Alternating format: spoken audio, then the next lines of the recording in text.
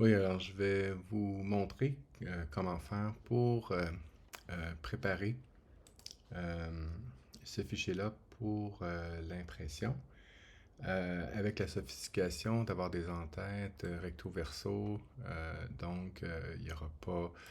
euh, des fois, elles vont être à droite, ok, des fois, elles vont être à gauche. Ok, donc si par exemple je prends le cahier du cours, ok, que je mets ça ici, ok, vous voyez ici, on voit le logo est d'un côté pour les pages paires ou impaires, et de l'autre côté. Ok, ce qui fait que lorsque on imprime, on a tout le temps ça qui va être sur le bord extérieur ok, de la feuille quand on va regarder. Donc, ce principe-là qu'on a ici, même chose ici pour les numéros de page qui sont d'un côté, on va aller à l'intérieur, ou de l'autre, ok, sont placés différemment, ben, on peut faire ce niveau de sophistication-là dans la présentation. Donc ça, c'est les étapes ok, par lesquelles on va faire. C'est qu'on va mettre sous forme de tableau et puis après ça, on va aller gérer ok,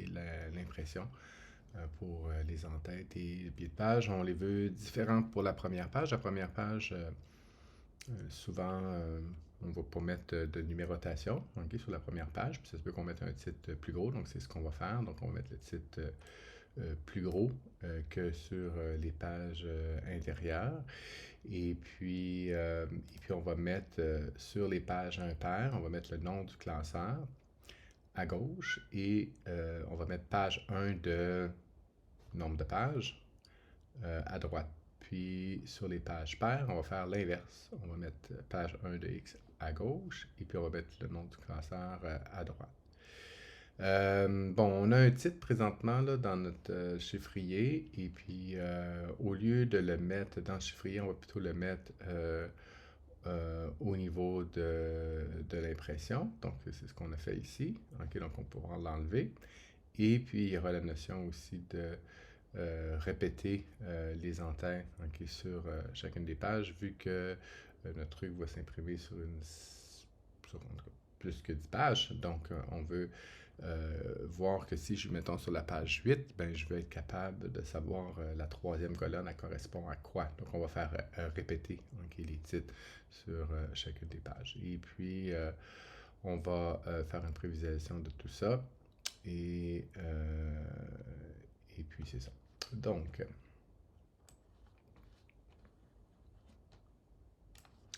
on commence ici. Donc, comme je disais, on va enlever cette ligne-là. On va plutôt la mettre dans l'entête. Ok, ça c'est ce qu'on va faire.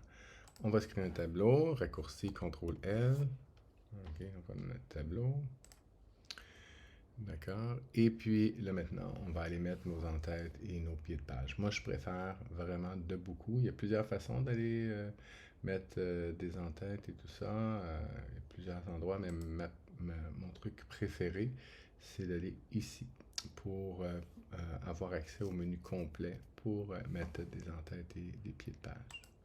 Donc, on s'en va ici, donc en-tête et pied de page. On va dire qu'on veut que la première page soit différente. OK? Et on veut que les pages paires et impaires soient différentes. Alors, pour l'entête de la première page, OK, donc pour l'entête de la première page, on va aller mettre dans, j'espère que ça va fonctionner, sinon je le taperai, donc j'essaie ça. OK, donc on a liste des écoles.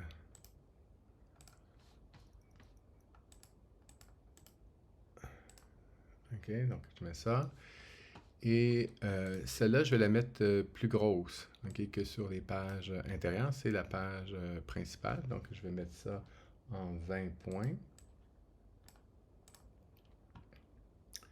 20 points. Calibré.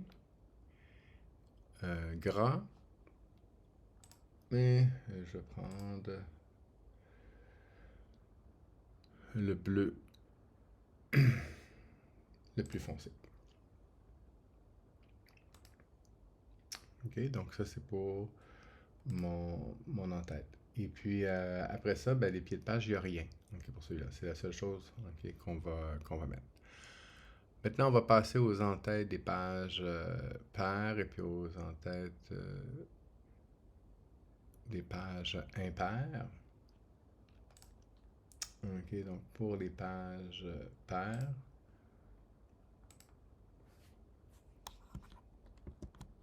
je vais faire ça.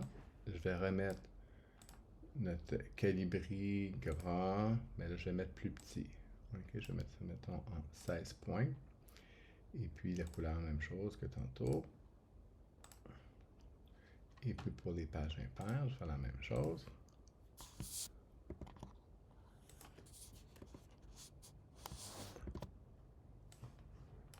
sélectionne ça. Gras, 16 points. Et bleu.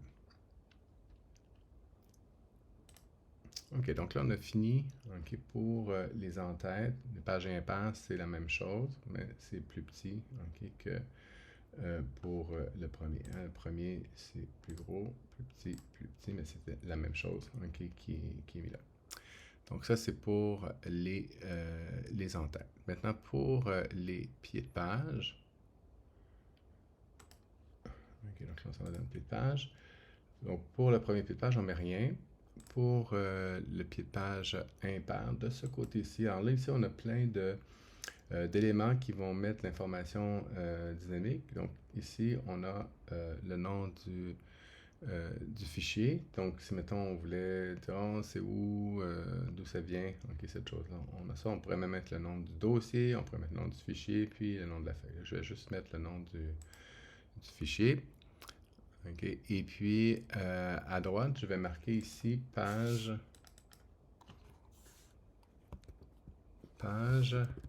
Je vais prendre le numéro de page, espace de, et je vais mettre le nombre de pages. Donc, ça veut dire page 1 de 49. Donc, si par exemple, on a toutes nos feuilles et que ça tombe à terre, puis ça tombe à terre dans des escaliers, donc tout se mélange. Si on les ramasse, on sera capable de les replacer comme il faut. Donc, on va savoir qu'on est capable de toutes les avoir, vu qu'on a le nombre de pages. Puis, deuxièmement, ben, on a la pagination, donc on pourra les placer dans le bon ordre. OK, donc là, ici, on a travaillé un peu fort ici pour ça. Donc, on va copier cette chose-là. Puis, on va aller faire maintenant celui pour les pages paires. OK, donc les pages paires, on fait l'inverse. Donc, on met ça de ce côté-ci. Et ici, on va mettre le nom du classeur. Voilà. Alors, c'était OK pour cette chose-là. Donc, on peut peut-être aller voir de quoi ça a l'air.